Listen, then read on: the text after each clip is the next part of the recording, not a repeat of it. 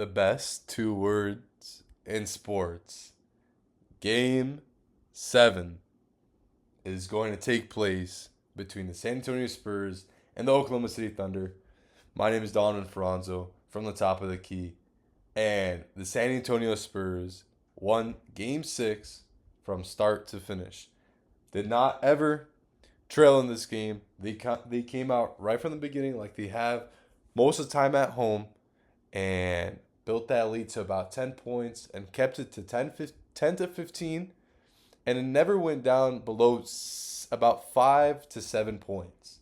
It always stayed above those that range of points, and eventually in the third quarter, the Thunder could not withstand it, and I want to say there was a run in the third quarter that went to about 19-0, and the majority of that run was with Victor Wembanyama on that bench. And speaking of Victor Wembanyama, an absolute class of a game from him. And we've seen in the games that the Spurs have won, like the one today, if he comes out with an aggressive tone and keeps penetrating the ball, and if that three ball falls, right? That is the dicey part of Wembanyama's game. He does a lot of things right, but when that three ball is falling, it seems like everything is going to go right for the Spurs in that game. And that's what happened. I want to say he made his first 2 to 3 3 pointers, asserted himself, went to the basket. I think he ended up with 10 or 12 first quarter points and finished the first half with 22 out of his 28 points. On the defensive end, we saw the same kind of coverages with Shea. Trapping, being super ultra aggressive. And the difference in this game than with the games before were this game was a lot of no calls. A lot of calls that probably would be called in game 5 were not called in game 6, which I as a fan of the NBA enjoyed that. I enjoyed the physicality of this game, and I thought it is what a Western Conference Finals game should be, especially an elimination game. Also, a big contributor in this game was Dylan Harper. I want to say he had 5 points in game 5 and came out today with 18 and shot 6 for 9 from the field with 2 out of 3 3-pointers. A big point of emphasis in this game was he was getting downhill. Like we saw in games about 1 through 3, he was getting downhill. I want to say he got hurt in one of those games. I want to say game 2, and you could tell he was probably a little banged up, but I think this game he felt good and he felt ready to go. Another lackluster De'Aaron Fox game, which as the Spurs maybe have just came to realize that's going to happen with 5 points on 1 for 9 shooting.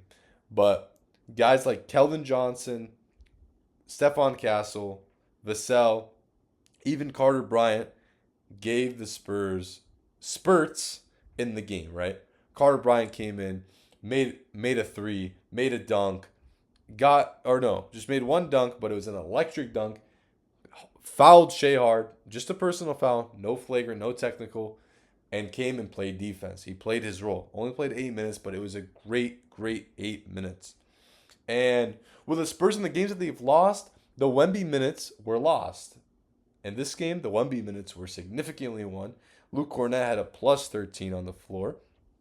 And they played defense. And going to the Thunder, they could not buy a bucket, and they could get no rhythm. The addition of Jalen Williams coming back in didn't really do anything for them. I want to say J-Dub didn't even score in this game. He had 1 point, one free throw, and he played 10 minutes. So they said they were going to play him in 3-minute spurts, and I guess if he could give us something, he would go out and try. And I appreciate that as a fan of OKC.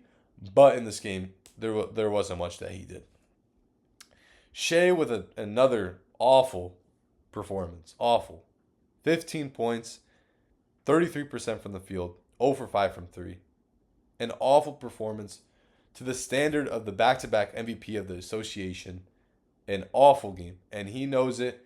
The whole team knows it. Seemed like the only guy that came to play in this game was Cason Wallace and maybe Alex Caruso. Other than that, no one for OKC realized the opportunity they had.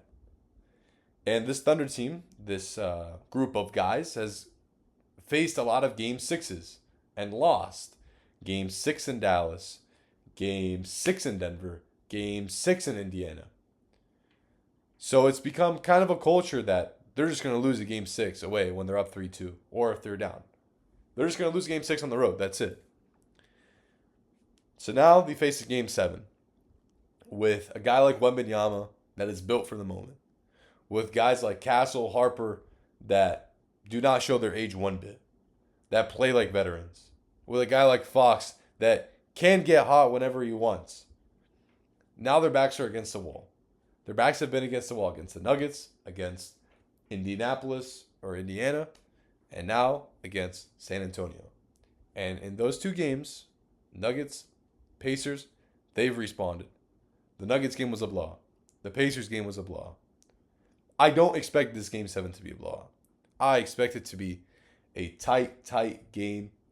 The crowd must be at an all-time high. I think they understand the magnitude of the moment. And I expect Coach Mark Daigneault to make the adjustments that he is capable of and to have a game plan for Game 7 with the chance to go to the NBA Finals.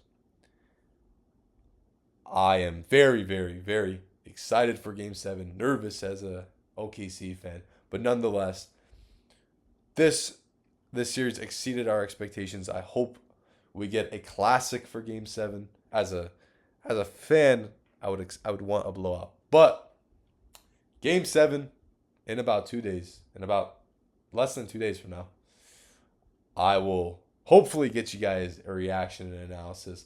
But other than that, it's been Donovan from the top of the key. You guys have a great rest of your night. Peace out.